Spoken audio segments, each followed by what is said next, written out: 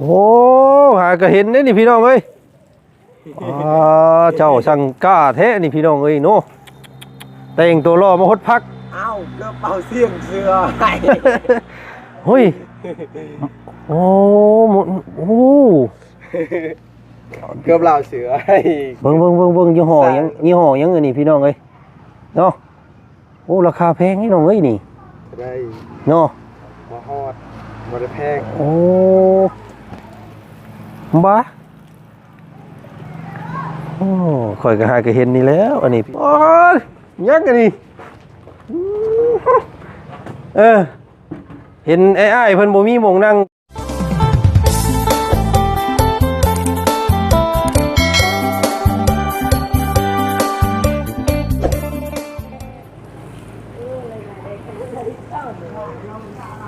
โธ่พี่น้องเปิดภาพบรรยากาศตอนเช้าๆเข้ามาหาผู้วาวแวงเนาะพักหญ้าหาหุ่นออกบ่แล้วนี่พี่น้องเอ้ยเนาะตอนน้องเพิ่นว่านนั้นคิดว่าทรงสิบ่ออกโอ้ถือว่า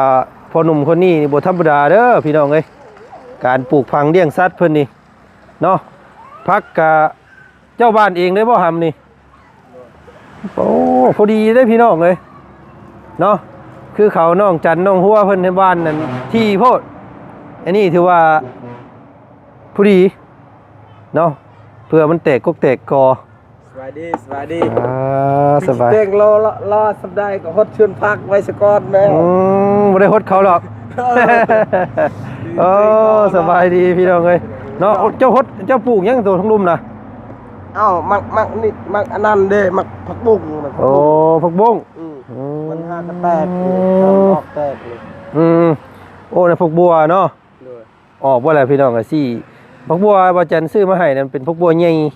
ผักบัวผักบัวหัวใหญ่เนี่ยมันจะบ่ค่อยอันนั้นแตกอันนั้นปานใดเนาะมันซ่ามันบ่คือผักบัวน้อยบ่คือกันมันแบบผักบัวน้อยไว้หน่อยนึงมันเด็กน้อยเด้ผู้ใหญ่มันยิงชาหน่อยนึงโอ้ยพี่น้องเอ้ยว้าสังเกตเห็นแวบๆพี่น้องเอ้ยสองต้นว่ามันเกิดว่ามักอันนี้นะมักแตงกันบ่มันบ่อยากออกหาปลูกซะอีกนะครับเด้อมันบ่อยากออกปานใดแตงลาวเฮานี่ไว้มันออกแตงนี่มีต้นนี้กับต้นนั้นเนาะอันนี้มักแตงกันมักแตงนี่นะครับมันขึ้นนั่นมันดกเลยโดยมันบ่คือมักแตงเฮาเลยเนาะโอ้งามเด้อพี่น้องเอ้ยเนาะบ่ต้องเอาพุ่นเอายังใส่เด้อหำเด้อยันมันเค็มยันมันสิตายนะเนาะโอ้เบิ่งเด้อเนาะนี่พี่น้องออกมาแล้วโอ้ซ้ำสิกินนี่พี่น้องเอ้ยหากระแตกเนาะหากระออกมือก่อนนี่มายังบ่ทันได้เห็นซ้ำพี่น้องเอ้ยมีน้ำขาดตลอดโอ้น้ำกับโพดดอกเนาะเฮ็ดเจ้ากุ๊กกระเดียแท้นี่ตายเลยข่อยแล้วเนาะก็เอาลูกเอาเมียมาอยู่น้ำนี่เขาสิบ่พบปะเจ้าบ่บ่มีน้ำอาบฮะพบและเขาบ่ได้เพชรได้น้ำบ่มา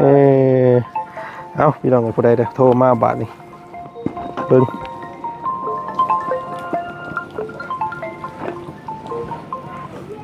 อ๋อเบอร์สร้างเฮือนเบอร์น้องน้ำหวานพี่น้องไงเพิ่นโทรมาว่าแล้วเนาะเฮือนเฮ็ดแล้วว่าซั่นโอ้พี่น้องไงเนาะดีอกดีใจน้ำน้องน้ำหวานเพิ่นสร้างเฮ็ดสำเร็จเรียบร้อยเนาะห้วยหมูแต่งตัวรอนอนยืนเขาแต่งตัวรอเฮาฮดพักอีกโอ้หาก็เห็นได้นี่พี่น้องเอ้ยเจ้าสังกาแท้นี่พี่น้องเอ้ยเนาะแต่งตัวรอมาฮดพักเอ้าเกือบเป่าเสียงเสือให้เฮ้ยโอ้เกือบเหล่าเสือให้เบิ่งยี่ห้อยังอันนี้พี่น้องเอ้ยเนาะโอ้ราคาแพงนี่น้องเอ้ยนี่ได้เนาะมาฮอดบ่ได้แพงโอ้บ้าข่อยก็หาก็เห็นนี่แล้วอันนี้พี่น้องเอ้ยเนาะแต่งเต็มชุดฮดพัก บ้า ว้าว เป็นยังคือแต่งแบบนี้ฮดพักเป็นยัง อ้าวแต่อาชีพเฮาเด้ คือบ่แต่งไปดินแสกดินชาวพู้ สิลินดีไซน์เนาะ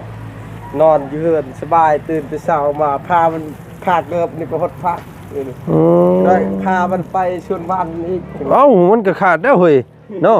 เบิ่งอ้ายสิอ่านเบิ่งเด้อเด้อเบิ่งนังหลังมันนี่อ่านว่าจังไดเนาะอ๋อ just อิม โอ้ยบ่อ่านบ่ออกคิดเอาไงเนาะยี่ห้ออีหยังเด้พี่น้องเอ้ยเนาะยี่ห้อเกิบเพิ่นนี่บอกหน่อยเด้อพี่น้องเด้อเนาะโอ้ยว้าวแพงเด้นี่ เกือบจะไทยฮั่น เพิ่นฝากมาจากไทยบ่ไผฝากมาให้นี่เนาะ ทางแม่ที่ดี โอ้โดยเอ้าเบิ่งหับสายเพิ่นอีกก่อนพี่น้องเอ้ยแป๊บหนึงโตแล้วเรียบร้อยว่ามัน แล้ว2 มื้อ 2 คืน 2 มื้อคืนหนึง โดยอันแม่น้องน้ำหวานบ่เห็นโทรมา เห็นโทรมามีหยังน้อ ว่าอยากอันนี้เรื่องอันเจ้าว่างอยู่บ่ว่าซั่น ว่าในใดเฮาอยู่เซโปนพี่เจ้า บ่แล้วว่าเจ้าบ่ได้บ่เนาะ เรื่องเฮือนเป็นนี่ไดเนาะ สิควรเว้าดีควรเว้าดีเนาะ พี่น้องเลยเนาะพอดีทางแม่น้องลำบากเพิ่นโทรมาถามเรื่องขึ้นเฮือนขึ้นซ่านพี่น้องเลยเนาะเฮือนเราแล้วเราว่าอยากขึ้นไปนอนแล้วว่าซั่นเนาะบ่ต้องอีหยังมากมายก็ได้เราว่าพี่น้องเลยเนาะมีแต่ขึ้นกับลูก2คนแล้วพอเราว่าเนาะบ่ต้องขาไก่ไล่หมูหรอกว่าซั่นพี่น้องเลยเนาะถ้า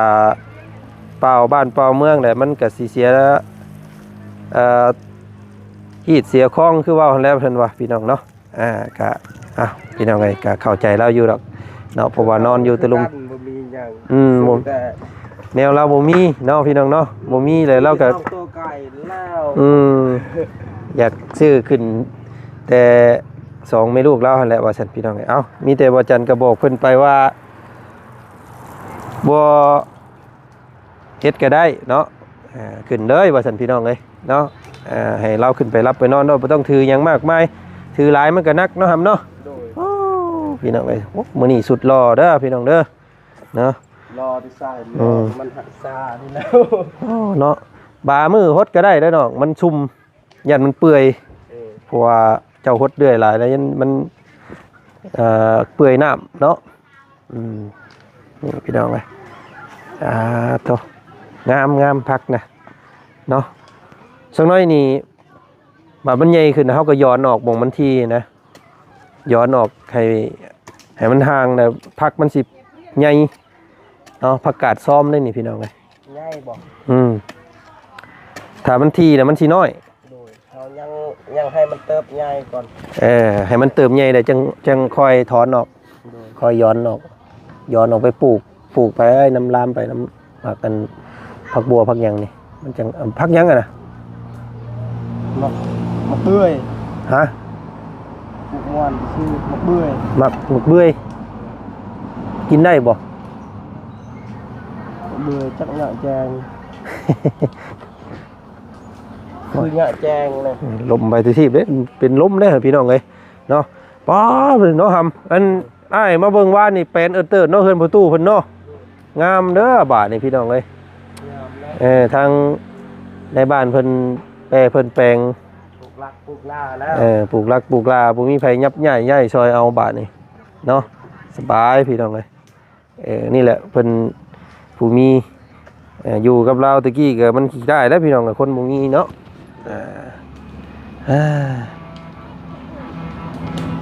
แล้วก็ง่ายๆนี่อันนี้บ่อดินเจ้ามุงแดนแล้วนี่เนาะแดนเราเกี่ยววันนี้เนาะเกี่ยวไปพุ่นเนาะใส่เกิบฮอลลีวูดมาหาคุดฮดพัก ข่อยก็หาก็เคยเห็นแล้วพี่น้องเอ้ย เนาะ เออ เขาพันเท่เนาะ พด ใจหมดไป ป่านนี้ยังบ่มีผู้เอาอยู่พี่น้องเอ้ยโอ้โตฮะเฮ้ยมาครับมาล้างมือล้างตีนหากินข้าวกันหิวข้าวได้นี่เพิ่นเอาซื้อหยังมากินหั่นมาเบิ่งอยู่ไผต้มไก่คือหอมต้มไก่แท้ จักแหละอยู่คนเข้าหั่น เพื่อนเพิ่นพุ่นบ่เพื่อนเจ้าบ่แม่นบ่ เอาบ่มีไก่บ่มีหยัง ใส่เบิ่งอยู่หั่นคือเห็นคนพื้นคนไผอยู่เอาเบิ่งก่อนนี่ ใส่เอื้อให้ อ๋อใส่หัวต้มไก่โอ้ยพี่น้องไอ้คนรอถ่ากินน้ำโย เตนั่นมื้อแต่เวียดหั่น ขายหน่อ เนาะ ไม้ เอาล้างมือล้างอันนั้นก่อนพี่น้องเนาะถ่าเบิ่งก่อนเถอะแปลนพี่น้องเลยนี่เนาะต้นไม้ต้นตอกเนาะซื้อเอียดเดียดบาทนี่พี่น้องเลยเนาะห่มเย็นสะอาดสะอ้างเถอะงดงามต้นกล้วยต้นอ้อยปลูกใส่ซัมซิกินบาทนี่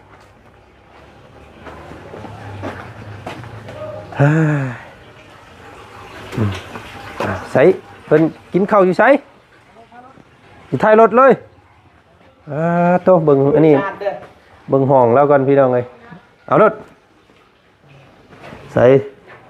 ตู้เย็นเอ้าครับตู้เย็นนี้คือบ่เห็นมีหยังอันนี้ มีหยัง ฮะ มีหยัง อ๋อ ว่างนี่เลยมีน้ำ โอ้บ่มีแนวใส่แนวหยังเลยนี่เนาะพักหญ้าหุ่นอิหยังก็บ่มีอายคักบาดนี่พี่น้องเอ้ยน้องสอนเฮาเนาะมีตู้เย็นแต่บ่มีแนวแช่ เอาบ่ อ้าวจังไดเอาพี่น้องเนาะ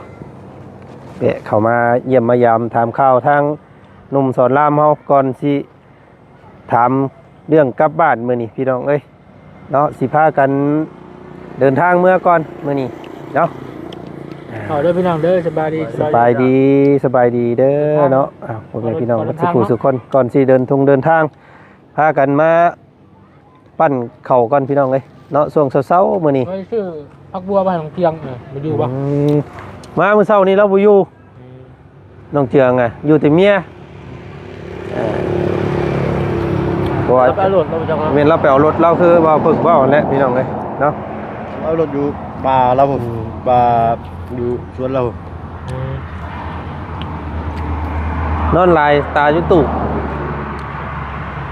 ปุ๊บยังนั่นโอ้ยยังกันนี่เห็นไอ้เพิ่นบ่มีหม่องนั่งกินข้าวมาเลย กินแล้ว มานั่ง เตียงมันใหญ่มันเนาะ เนาะ เอาบ่เข้าบ่ไอ้เนาะ นี่จะมา บ่ได้แล้วข้าวได้แล้วเนาะโอ้เพิ่นเอาให้ผู้ตู้ให้ครูให้คนนั่งบ่เบิ่งเด้อหั่นยังบ่ทันได้ล้างได้นี่พี่น้องเดี๋ยวจังให้น้องสอนเพิ่นตักน้ำมาล้างมันมีคราบอันเลือดคราบยางเพิ่นขาไก่ขากาเนาะ ขางัว ขางัว กินเลิศ นะ กินเลิศ เพราะง่ายๆนี่เจ้าแต่งโตได้แต่งแต่เมื่อคืนนี่ว่าคือหากระแต่งเมื่อเช้านี้แต่เมื่อคืนนี้เลยยังบ่ได้ถอดเลย ทอดแล้วจะนอนแบบนี้ โอ้พอแล้วเด้ดิคนนี่พี่น้องเอ้ยเนาะ จะบอกเที่ยงมาผมจะ ให้ชื่อหายทุกทักให้ มาอ่านมึงอยู่ยี่ห้อยังเจ้าอ่ะตัว F เนาะใส่ถอดออกมาเบิ่งถอดก่อน ถอดมาก่อน ใจยักมือเลยมึงเดียว ตัวเดียว มิ้นปลาแดดเลยมิ้นเจียวปลามิ้นเจียวปลาแดดเลยดีมั้งเนี่ย เบิ่งก่อนจัด จัด เอ็มโป เอ็มโปโลบ่ เป็นผู้รู้ เอ็มโป F A I เอฟบีไอ โอ้แม่นเนาะอิม ภาคนี้เนาะ อิมอิมโพโลอิมโพโล จับปืนกัน MAI อิมโพโลบ่จัดอิมโพโลโอ้ยแม่นบ่เนาะ ครับ มันมีมาใส่ แต่ตัวนี้หั่นมันแข็ง อืม แบบนุ่มๆเด้ อืม ม่วนเด้ งามเนาะงาม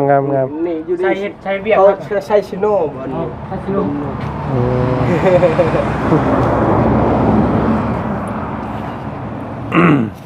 กินข้าว เอาอิ่มมาเลยนะมาไหมครับ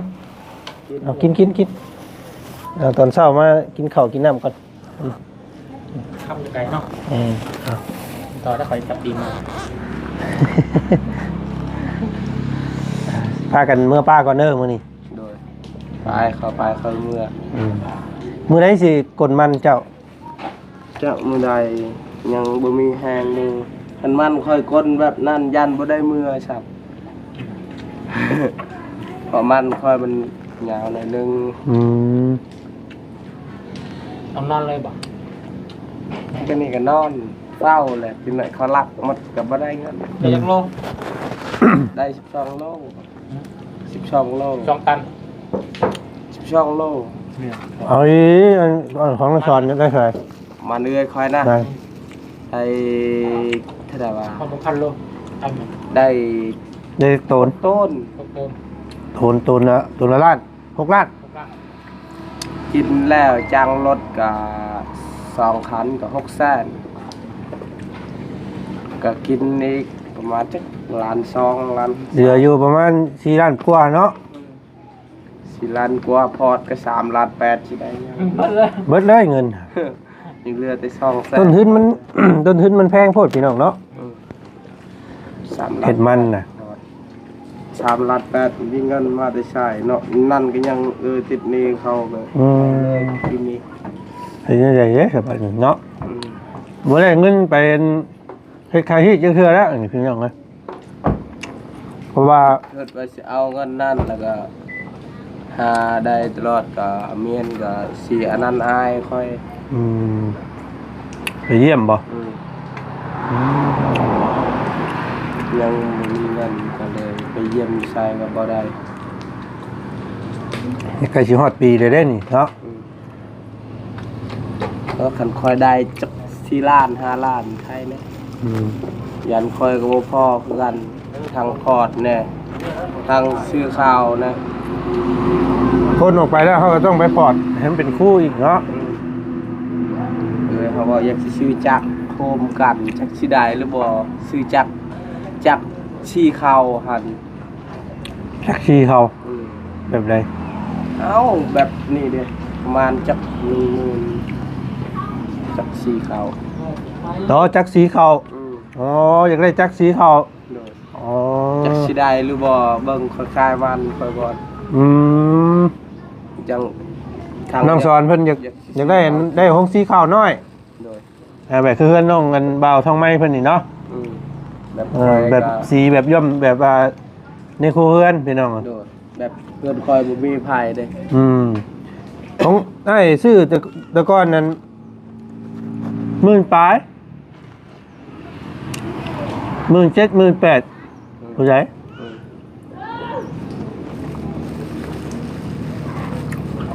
สีขาวก็คักอยู่ได้เนาะเพื่อนเจ้าเนี่ย ยัง เพื่อนอยู่อัน บ่มี เพื่อนอยู่อันหิมทางหมู่ไปสิ อืม เปิดครับ จ้างคนมาสีนะ เก็บน้ำเพิ่นผู้ละ10ผู้ละ20 อืม ได้เงินยอด โดย คักคือกันเด้ พวกหันได้แต่ตัวนั้นเด้อบ่ได้คิดหยังเลยนั่น อืม ยังก็ครบหมดเลย อืม เขาบ่ได้ไปอีกอยู่นั่นอยู่นี่เนาะ อืม สบาย เอาเป็นยังไง ยังแต่ตัวเดียวหั่นแหละค่ะ อืม ค่อย เอา ยั ค่อย นแต่คายมันยันแต่พอได้ชื่อแต่เขากินตัวอย่าง อืม ได้ชื่อแต่เขากินก็พอเนาะขายมันเขากินมันมีแต่ชื่อข้าวตลอดทุกปีขายได้ประมาณจัก2ล้านยังขายทั้งทอดแน่ทั้งกินเครื่องกินและก็น้ำหวานแน่ อืม เราชื่อเมื่อวานเห็นน้ำอ้วนนะก็มัดแชนปลายแล้วชื่อ ชื่อปลาชื่อหยังกินทางนอนกลางคืนน่ะ เนาะ ถ้า คือกระพงกาแฟเนาะ ถ้าเฮ็ดบ่ได้เฮ็ดนานๆไปสิไปส่วนเฮาประมาณว่าเดียวส่วนเฮาหลายส่วนเด้หมู่ก็คือการถ้าเฮาประหยัดโอ้หมู่ก็เว้าใส่อีกโอ้เจ้านี่ขนาดขึ้นมันเพื่อนเจ้าเงินกำลังอยากสิได้แล้วยังที่อีกเนาะแบบคนมันเฮาต้องเอาแห้งกันบ่แม่นว่าผู้เดียวหาหลายคนหลายคู่หลายคนให้สิสมัครมาสอบเฮา มือได้ใส่สิคนปันเจ้า คือสมายคือกันเข้ามาอยู่คอยได้คอยหายตลอดสมายกล้าเข้ามาคอยบ่กล้าแล้วคอยแบบนั้นอันนี้ก็คือกันไปอยู่ใส่มันต้องมีม่วนเคยหายพนันนี่คือเขาเอง